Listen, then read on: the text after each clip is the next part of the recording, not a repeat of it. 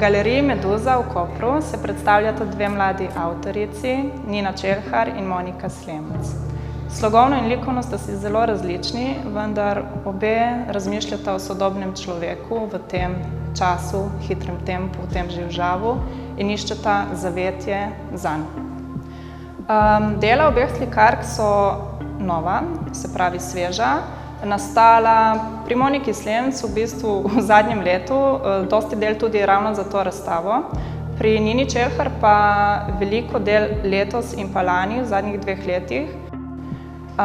Prvo se predstavlja Monika Slemc z delom Blend In in pa s ciklom del Jomo, Folo, Jolo.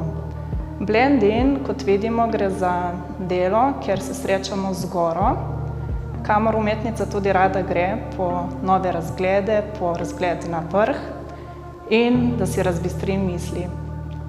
Pogled zgoraj v globočino je lahko strašljiv, vendar s tem, ko imamo nek nadzor, se počutimo tudi varni. Ampak njena dela gledalcu ne omogočajo sproščujočega pogleda na vrh. Njene dela so malo difuzna, se zamikajo in s tem velikim platnom, velikim formatom zaobjame celega gledalca in si ga nekako podredi. Naslov razstave je Podrejanja, ker gre pri njunem delu, kot tudi v življenju, večinoma za to igro podrejanj. To si narava podreja človeka, čeprav človek misli, da si podreja naravo. Pri Nini Čelhar pa si v bistvu človek podreja arhitekturo.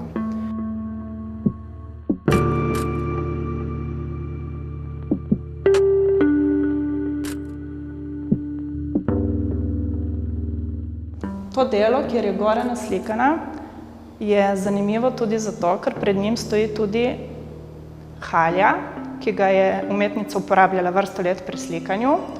Je otrta in prej namočena v lepilo.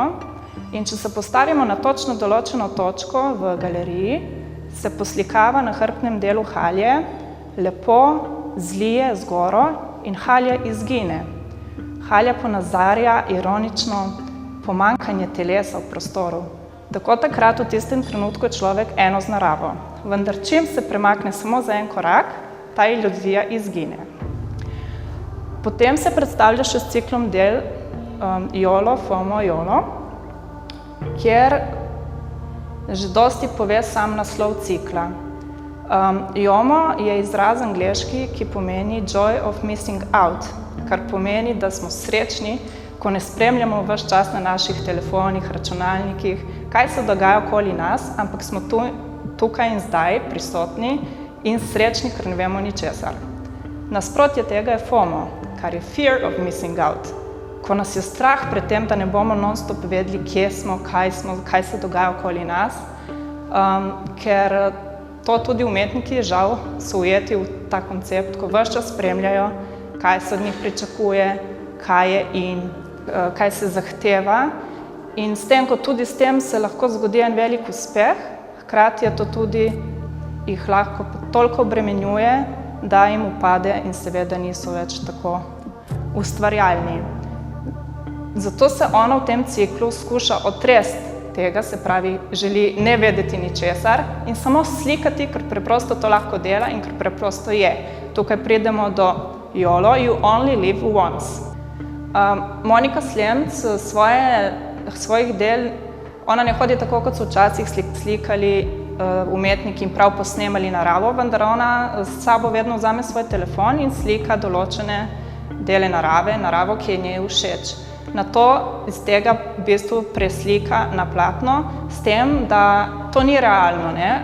Tudi ta gora, to je nerealna podoba. Ona s tem svojim zamikanjem ploskev, približevanjem, pomanjševanjem ustvari neko difuzno podobo, ki pripravi človeka, da ima že malo vrtoglavico. Sprašuje se, kaj je v bistvu sploh še realno, ne? Ker vemo, da v današnjem svetu se večina stvari z raznimi filtri, aplikacijami se ponaredi, ni več realna slika. In tako tudi ona se sprašuje, kaj je realno, tisto, kar vidimo zunaj, ali tisto, kar nam podajo. Monika Slemc že v bistvu meji na instalacije, njena dela mejijo na instalacije, recimo že tale primer z goro in plaščem, kjer se raz središče človeka. Enako tudi pri enem delu iz cikla Jomo Fomo Jolo, kjer ni dovolj eno platno, ampak se izliva, se priliva, ponazarja, kako teče celo ne iz platna še podaljšek naprej. Želi ustvariti to naravo v prostoru. Pač vsak prostor zahteva drugačno postavitev in premišljeno deluje tudi ona z raznimi triptihi, diptihi, ki se nadaljujejo, povezujejo eno drugega.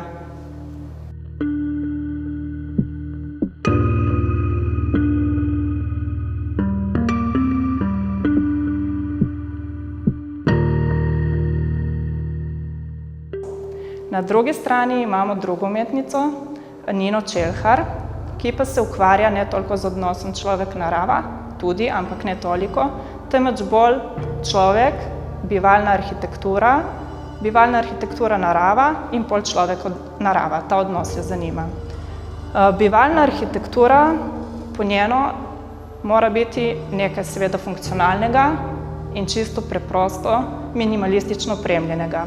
Tako so tudi njeni eksterierji in interierji opremljeni. Ona jemlje arhitekturo, ki je že zgrajena, se pravi iz nekih revij o arhitekturi ali pa iz spleta, kar jo zanima arhitektura, ki so jo človek že vzel kot svoj dom. Zdaj, zanima jo, kaj človek od nje pričakuje, kaj zahteva, kako se v njej znajde, v bistvu nek prostor, ki je zavetje pred tem zunanjim živžavom, kjer bi se lahko spočil, nabral novih moči. Svoje arhitekture vedno postavlja v naravo in tudi njena barvna paleta je zelo omejena. Uporablja zelo malo barv, recimo razne tone zelene in pa sive, ki delujejo zelo pomirjujoče, varno, pač vse, kar je treba, da arhitektura oziroma bivalni prostor človeku ponuja. Pri Nini Čelhar lahko vidimo, da ne uporablja človeške figure direktno na njenih platnih, vendar je vsa ta okolica, vsa arhitektura prežeta s človeško prisotnostjo.